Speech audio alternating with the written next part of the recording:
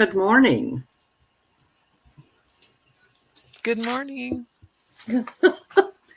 I don't know if we were having some technical issues on the backside here or not, but I think we're up and running, and so good Monday morning to each of you. We are delighted that you have joined us. We have another full morning for you, and probably more than a full morning, like we usually do, right, Debbie? That's right. And we're excited to talk about it and to make uh we'd love to hear from you. It's kind of odd working in a vacuum kind of thing where we don't get to interact directly with people, but we'd like to hear from you even if it's later in the day because we can incorporate that comment or question into the following week's podcast. So please don't be afraid to leave a comment or a question. We'd love to hear from you all. Absolutely. That makes it nice for us because we know who's out there and what your thoughts are, so we We need can we we can can direct it. respond. We can direct our coffee talk toward that. That's right. I can't raise my cup. I didn't make my cup this morning. I'm having to make do with water. Uh-oh. I have one of those too. A two-fisted drinker this morning. Well, whatever it takes is all I say. Whatever it takes. Well, and I think that we can talk about, whatever it takes to make this world a better place. And I think that we're all kind of together in that. We want a better world. We want a place where we're safe. We want a place where our family is safe. We want a place where we can share ideas in a safe way. And I think back to Ayub from Turkey, and I think he's working hard to create safe spaces between different ideologies, different ways of thinking. And I think back to Ash Wednesday, and we were talking about conversations that connect us, things that keep us, that we're more alike than different. And I think that should be maybe our focus for Lent and changing our own little corners of the world. Yeah, there are so many more ways that we are alike than we are different, and those differences make us unique. It makes up who we are, where we come from, and where we're going. But Well, it the adds to that person's uniqueness, adds to my own self. I can be enriched, I can grow, I can be more than I am today because of you. And I think that people forget that each of us has input into the other's life, and we can choose to make it positive or negative. absolutely, and it's like the melting pot. All of our life experiences coming together shapes not only who we are, but it helps shape what our church is, and who our church is, and how do we do church. It's not just about one person or two people or a class or a group of people. It's about everybody It's working together. when we prayed the Lord's Prayer, and each denomination on Ash Wednesday prayed it in their denomination's way, not all that different, just a word or two here and there that were different, but the message is the same. The feeling is the It is. same. And we are all striving to meet that perfect ideal, or not perfect, but to be more perfect people. We can't be perfect, but we can be better than we are. We we can definitely be better than we are. Um, and I was glad to see we had a good attendance Wednesday night for our service. It was a very meaningful, beautiful learning experience.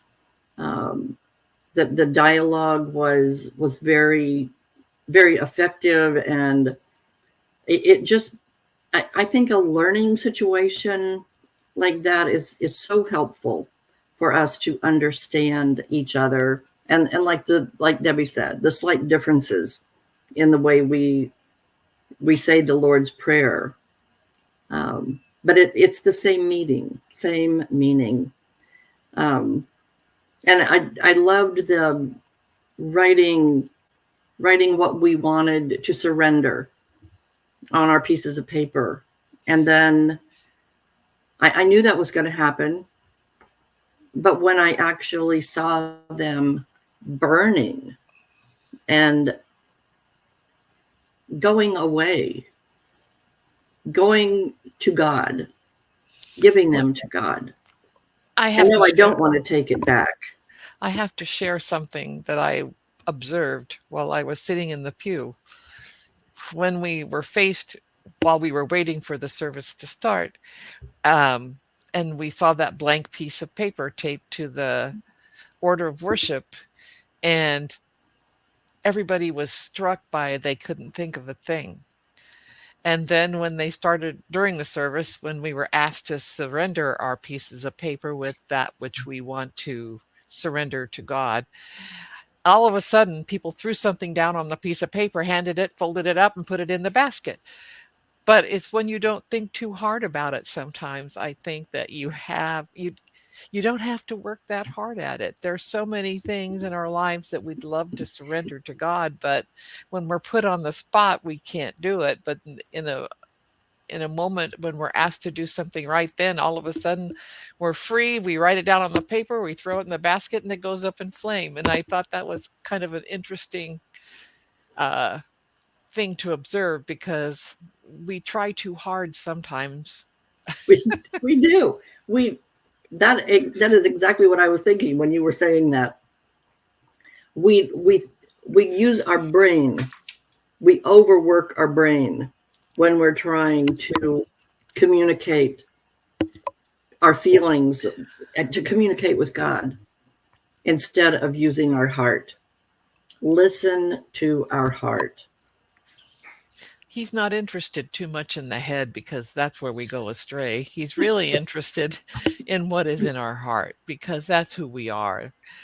It's not necessarily how well you organize your day or what your thoughts are for worldly things, but he wants to know what's written on your heart.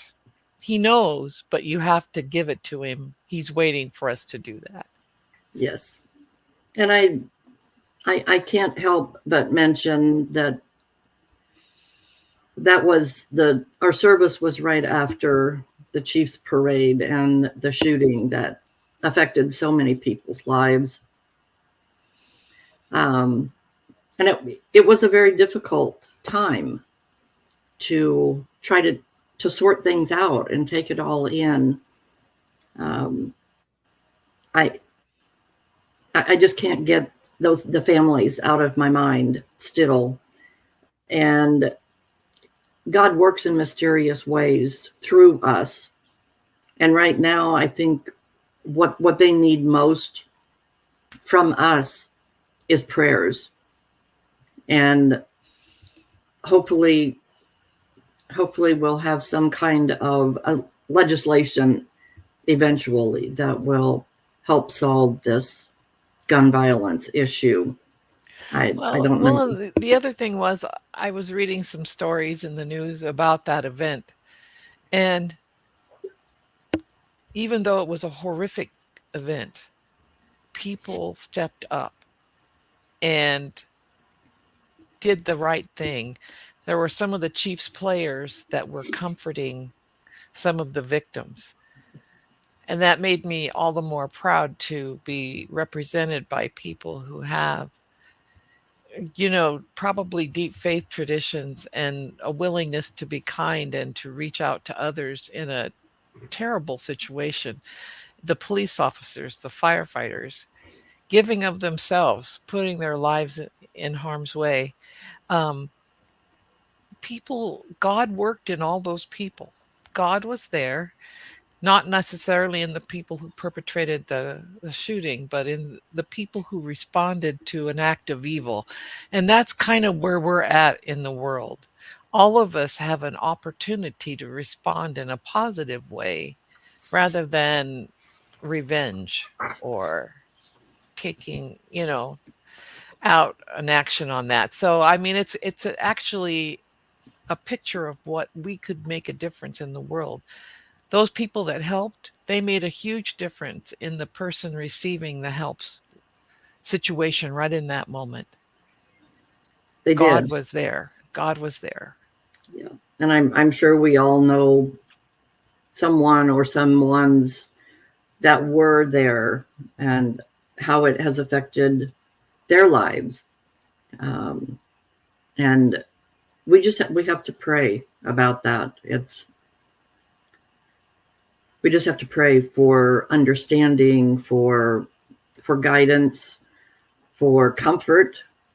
Um, Or to be that, to become those to be things. that. Amanda Gorman's poem comes to mind with about we have to be the light in the world. We have to become the light in the world. We are the light in the world. I mean, it's up to us to become those things. It And is up so to us to become those things. So what kind of things can we do? What can we as one person possibly do that will affect the lives of other people? How can we make a difference? What is that small little random act of kindness that we can do? And I know the first thing that comes to mind is, well, smile at people. Maybe they haven't seen a smile all day. Maybe they came from wherever that was very distressing and angry people or upset people. Maybe they had an argument before they walked out the door. And that one small smile could brighten somebody's day. Just a simple hello. Open the door for somebody. Those kinds of things are so easy. And it's like, oh my, that they did that just for me. I wasn't even thinking that I had a grumpy frown on my face. Um, make a phone call. Yes, the poem "The Hill We Climb" that was powerful. That was extremely powerful by Amanda Gorman. and such a young person to Such insight. feel those kinds of feelings at the age that she's at makes you everybody's life experience is different. So it's an important when she read that poem, it sent chills down my It spine. it did. I think we need to. I encourage all of our viewers to go to the internet, just type in "The Hill We Climb" and read that. Read the words and think about that. Um, Powerful on how we can live our life and what it means.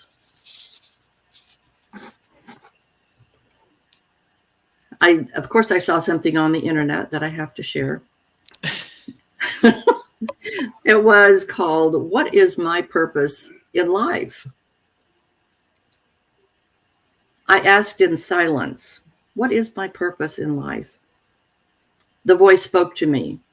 "I told you that you fulfilled it when you took an extra hour to talk with that kid about his life, or when you paid for that young couple in the restaurant, or you saved that dog from traffic, or when you tied your father's shoes."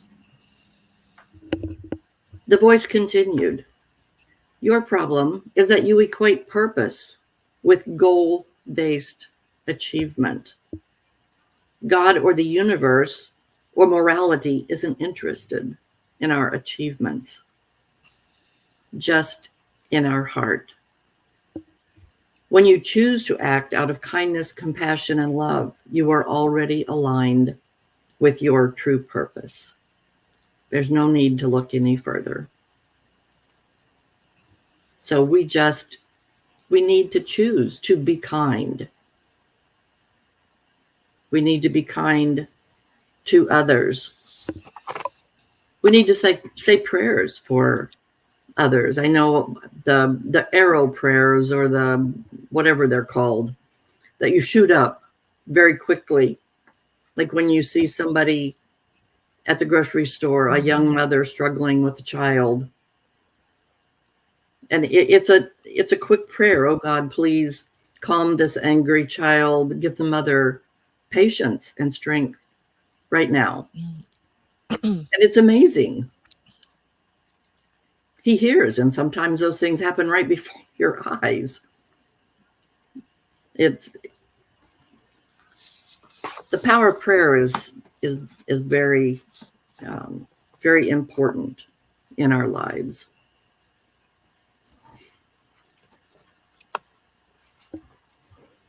You know, the one thing that I shared last week was about the young new believer, and that she had lots of questions after she committed her life to Jesus, and started reading the Bible, and I can't possibly obey all of these commands. And her friend told her, just keep reading your Bible and ask the Holy Spirit to help you love others as Jesus loves you. And those words stuck with her for more than 20 years. So when we love each other, not just those that we hold near and dear to us, but also our neighbors that we don't even know. It was like Paul when he said that loving others is a debt we will never be able to pay off. We will never be done with paying love to each other. We just need to live our lives as Jesus taught us, and that is serving others, sharing what we have to help others. Now, sometimes that is that small smile, that phone call, that card we put in the mail, that text message, or just listening to others. Last week, we were out at Eastland Court Apartments and registering voters and helping them to get absentee ballots or that they were requesting absentee ballots for upcoming elections. And it was very informal. It was like community, and this being able to share with them just on a personal basis, informal. And it helped me to better understand them and to be able to share a little bit of church with them. So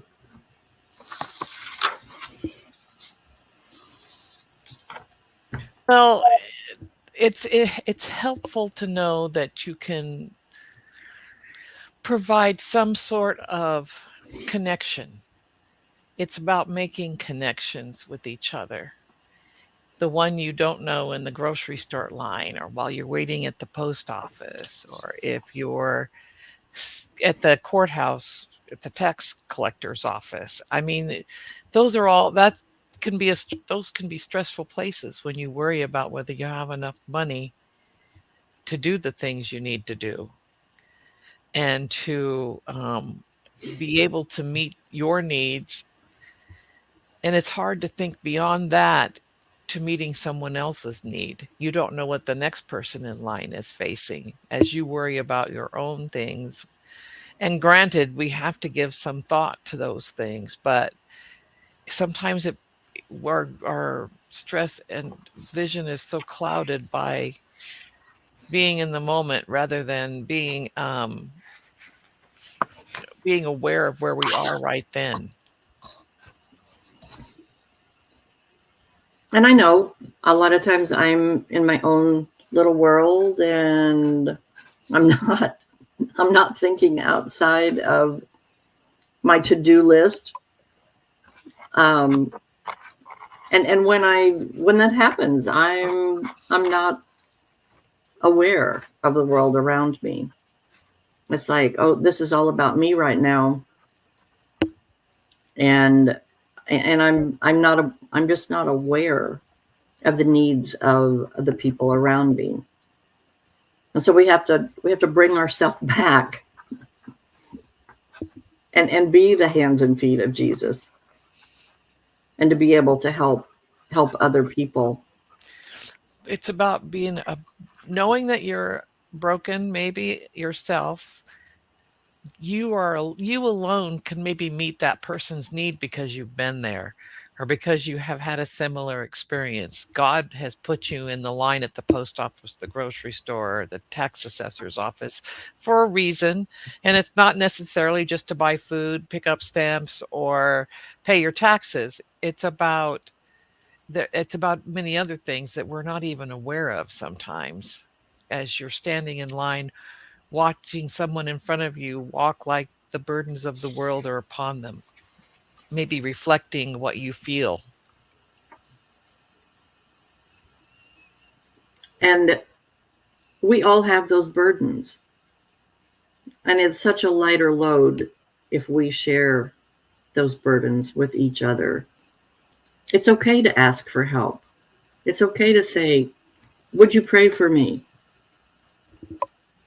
I'm really down today. Could you pray for me?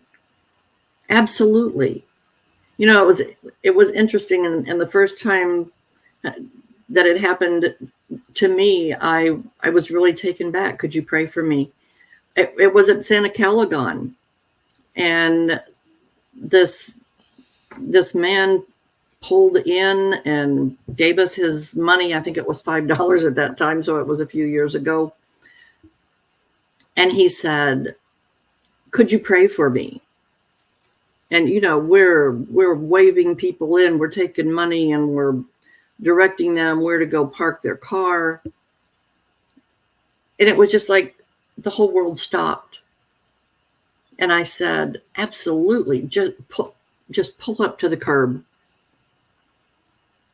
And I don't mean, it was like, oh my goodness, I know nothing about this man. How can I pray for him? As he's pulling the car up. And God put the words in my mouth. He filled my heart and allowed me to pray for that man. And then he drove down and parked his car. But when he came back up, when he walked back up, he thanked me And and I said think, how important that was for him. but the thing is, the person asking you for the prayer, did you a service as well? Because here you are stressed out because you don't think you can. And then all of a sudden, this is an opportunity for God to work in you, and He gives you what you need in order to minister to that man. And I think we're afraid that we're going to do harm, or we're not going to have enough to give to the next person. And I don't think that's the case. I think we have more than enough. God supplies us with all we need, and He's supplying the person you're ministering to with what they need. He's working in all of our lives. It doesn't matter which side of that you are on, the receiver or the giver, because everybody is receiving.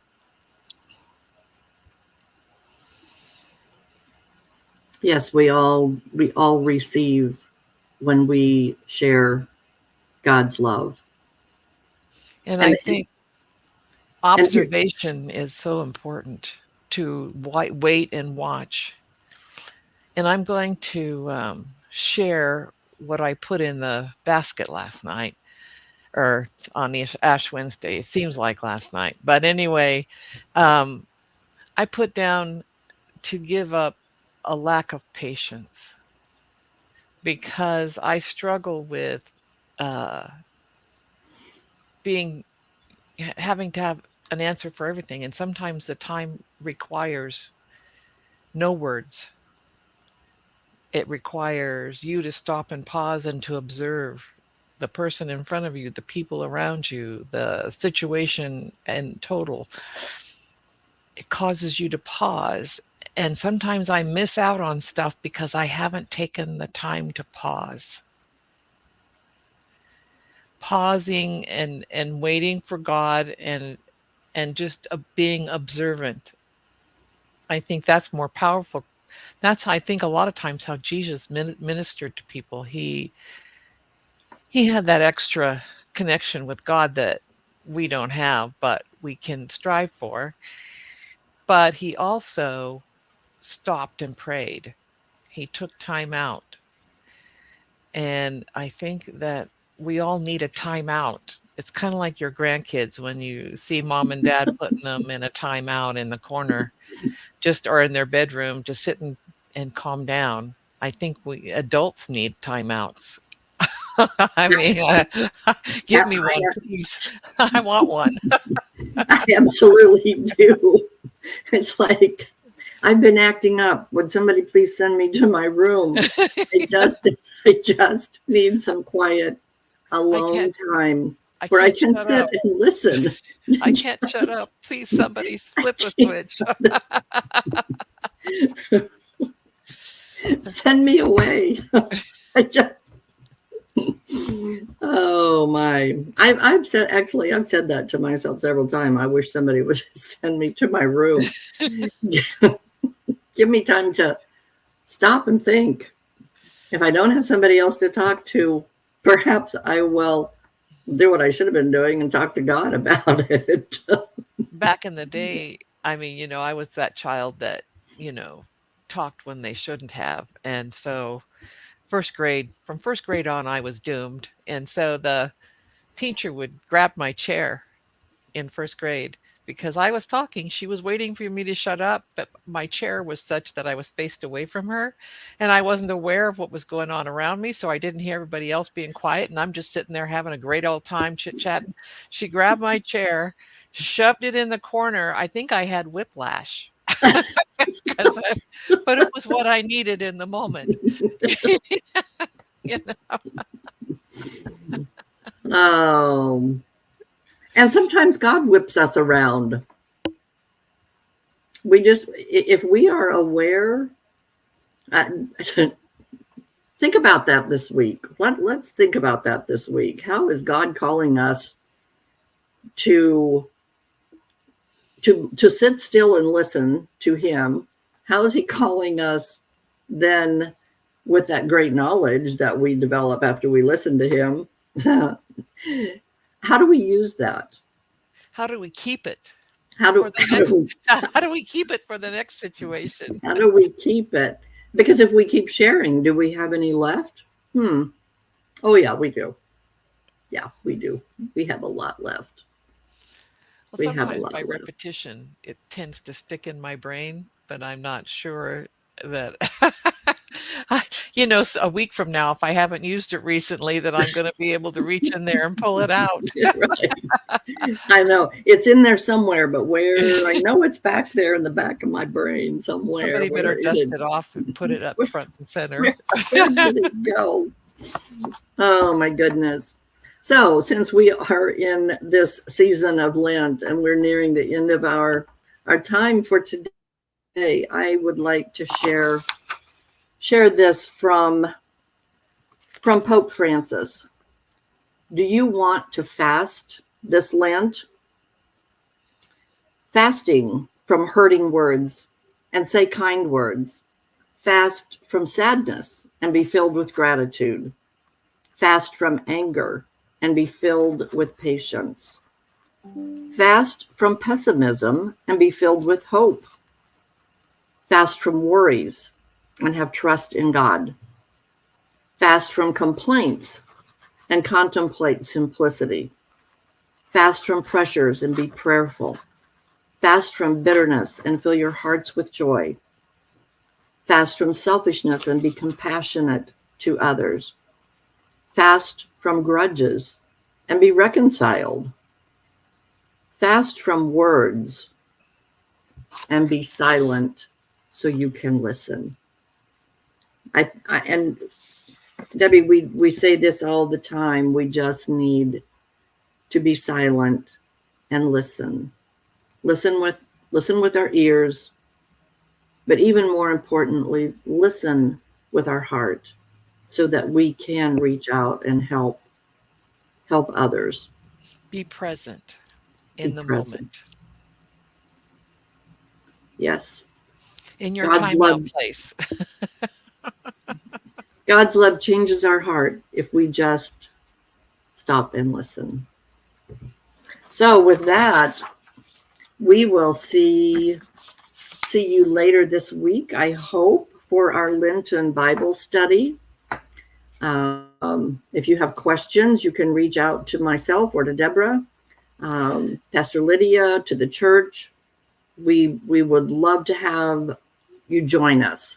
It will be a very interesting study. And if you've heard anything today that you have a question about, or you want to broaden our minds, or you want to educate us, we're waiting to hear from you. We'd love to hear from you. So don't ever hold back, and then we encourage you to reach out to us. And you can talk to us on Sunday. And it's going to be a Zoom study, not a zoo study. Well, that might be debatable. I don't know. With the three of us leading, it might be. It'll be about Zoom. a zoo. I'll be in the monkey cage. Okay.